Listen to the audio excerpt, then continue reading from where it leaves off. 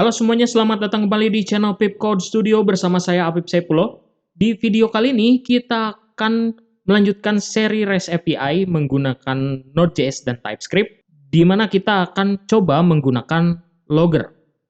Nah, di sini kita akan menggunakan sebuah package dari NPM yaitu Pinot ya.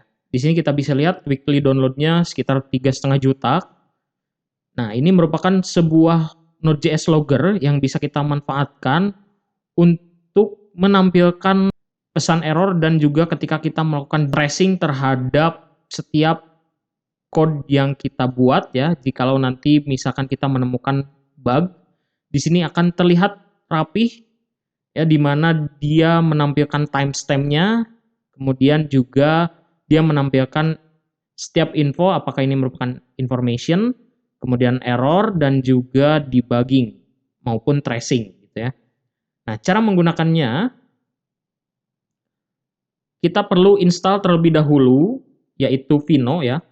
Di sini kita bisa install npm-i Pinot dan juga Pinot Pretty.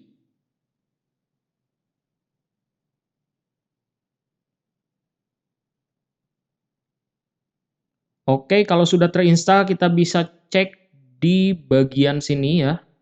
Nah, ini ada dependencies ke Pinot dan Pinot Pretty. Selanjutnya, kita akan coba buat sebuah folder di dalam folder src, yaitu utils. Di dalam folder utils ini, kita buat sebuah file namanya logger.ts.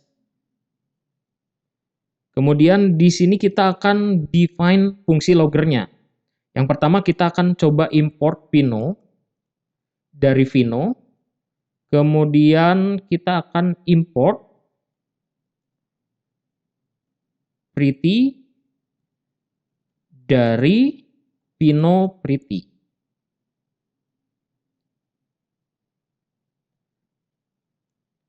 Oke, dan satu lagi saya lupa menambahkan sebuah modul lagi yang perlu kita install adalah Moment ya. Moment ini adalah untuk mengelola timestamp di dalam Node.js. Oke, kalau sudah terinstall, kita tinggal import juga moment from moment. Oke, untuk fungsinya mudah, kita buat const, kemudian logger, sama dengan Pinot. Di dalamnya kita buat objek, di sini ada base ya. Kemudian kita tulis PID false. Setelah itu timestamp.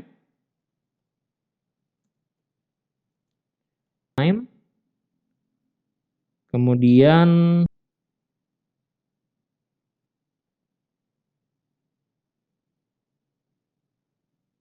moment dot format ya. Kita akan tampilkan timestamp-nya nanti seperti ini. Kemudian kita butuh satu lagi yaitu pretty. Nah, ini dia untuk fungsi loggernya. Di sini kita bisa tulis export ya. Kita akan coba panggil di dalam index.ts ya. Di sini kita panggil fungsi loggernya ketika aplikasinya dijalankan ya. Console.log ini bisa kita ubah menjadi logger. Kita import dari utils logger ya. .info.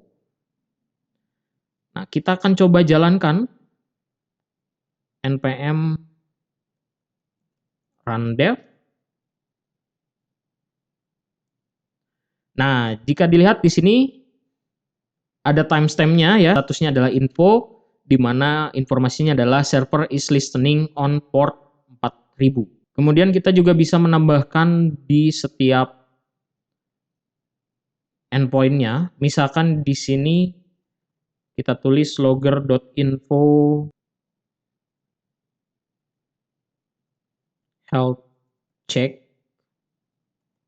sukses misalkan. Nah ini dia, kita harus perbaiki. Ini bukan src, tapi kita harus mundur folder, kemudian utils dan logger ya. untuk mengimport loggernya. Kemudian sama di dalam produk juga kita bisa logger.info.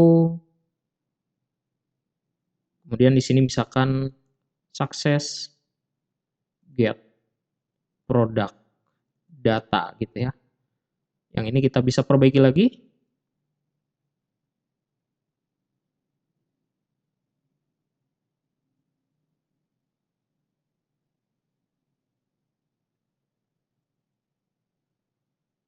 Oke, nah ini sudah berjalan. Kita bisa coba kalau kita touch endpoint-nya. Oh, ini ke production, harusnya ke dev ya. Kita perbaiki. Nah, ini sudah oke, dan di sini pun ada infonya bahwa sukses get produk data, kemudian juga ada timestamp-nya. Kira-kira jam berapa ini dilakukan gitu ya. Fungsinya simple, hanya untuk menampilkan pesan saja ketika terjadi error saat development. Namun ini akan berguna ketika nanti kita ingin memperbaiki suatu fitur yang mana memiliki bug di dalamnya. Selanjutnya, saya akan coba menginstal beberapa library lagi yang biasanya digunakan ketika kita membangun REST API menggunakan Node.js, di mana yang pertama akan saya install adalah body parser ya. Di sini kita bisa tulis npm i body parser.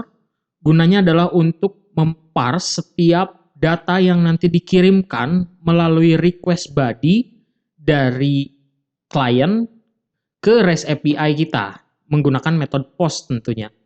Nah, di sini supaya Node.js ini bisa untuk menangkap setiap request yang dikirimkan di dalam body-nya, maka kita memerlukan body parser. Dan ketika nanti REST API kita akan digunakan oleh klien atau aplikasi lain, maka kita perlu handle yang namanya CORS. Ya. Jadi CORS ini adalah sebuah batasan yang digunakan untuk meningkatkan sistem keamanan di dalam REST API. Nah, kita bisa handle setiap request ke REST API yang kita buat itu tidak akan terblok oleh yang namanya CORS ini. Kita tinggal klik enter di sini untuk menginstal body parser dan CORS-nya. Kalau sudah terinstall, kita masuk ke index.ts di dalam folder src. Kemudian kita setup di sini setelah port. Nah, di sini saya berikan komen supaya tidak bingung ini fungsi untuk apa gitu ya. Di sini saya tulis parse body request. Itu kita bisa gunakan app.use. Kemudian body parser diimport dari library body parser itu sendiri. Kemudian di sini .url encoded dan juga extended walls ya. Seperti ini. Kemudian satu lagi yaitu app.use body parser.json. Oke, ini untuk menghandle body-nya. Kemudian di sini CORS access handler ya. Itu kita bisa gunakan app.use CORS. CORS ini kita harus import dari CORS ya.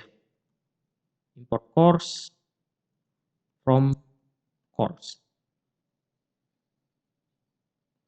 Nah, ini dia belum support TypeScript. Kita perlu npm i min save dev add type /CORS ya, supaya dia bisa digunakan. Nah, errornya hilang, kita bisa gunakan sekarang. Kemudian juga di sini akan saya tambahkan app.use, kemudian res next.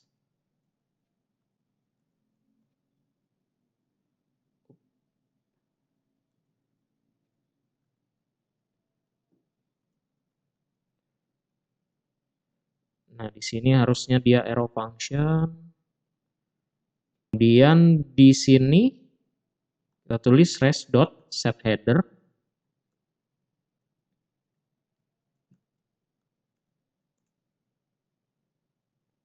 access control allow origin.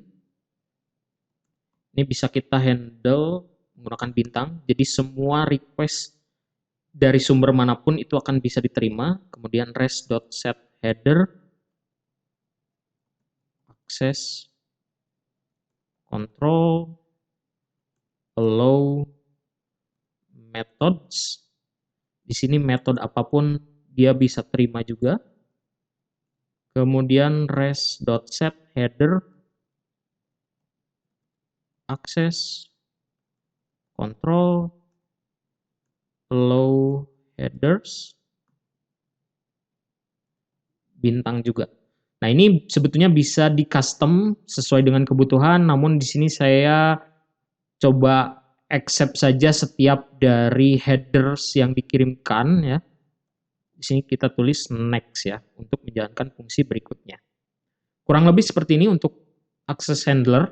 Ini sebetulnya tidak akan terlihat secara langsung, namun ketika nanti REST API kita digunakan oleh klien, inilah yang menentukan apakah klien tersebut boleh mengakses dari setiap endpoint yang ada di dalam REST API ini atau tidak. Oke, selanjutnya saya akan coba buat ya di sini product router dot post kemudian slash di sini. Jadi kita akan coba post ya produk. Di sini berarti kita akan memasukkan data produk nantinya ke dalam database tentunya, namun kita belum siapkan database-nya. Ini kita bisa copy.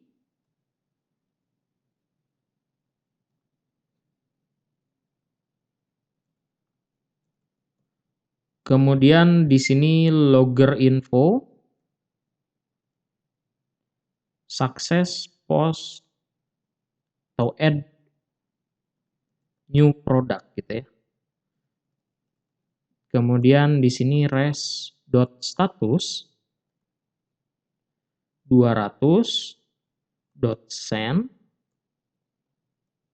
Kita tulis status true, kemudian status code 200, kemudian datanya di sini untuk menampilkan data yang dikirimkan dari request body, kita bisa tulis rec.body.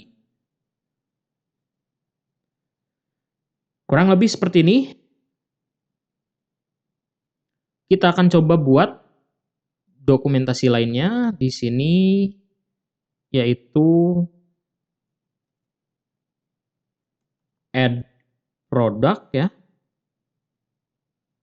Metodenya adalah post, kemudian di sini kita bisa masukkan URL /product. Kemudian di sini ada body, kita bisa masukkan row dalam bentuk JSON seperti ini. Kita tulis saja name produknya, yaitu misalkan sepatu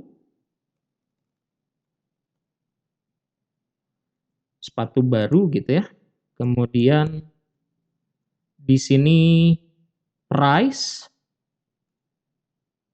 itu 999.999 gitu ya. Ini misalkan saja. Nah, harusnya ketika saya mengirimkan data ini, responnya pun merupakan data ini gitu ya. Kita coba send. Kita belum menyalakan servernya. Oke, kita coba lagi. Send. Nah, kita lihat datanya di sini ada name, sepatu baru, dan price-nya 9999. Kalau saya ubah di sini 1 juta, harusnya berubah juga. Kalau saya ubah jadi sepatu baru 2, di sini terkirim juga datanya sepatu baru 2. Nah, kita sudah berhasil menghandle ketika kita ingin melakukan post data ke dalam REST API-nya, di mana tadi kita sudah menginstal body parser dan juga CORS ketika nanti kita gunakan di sisi klien. Mungkin cukup sekian video kali ini. Jangan lupa untuk subscribe, comment, like, dan share video ini. Kita ketemu lagi di video berikutnya.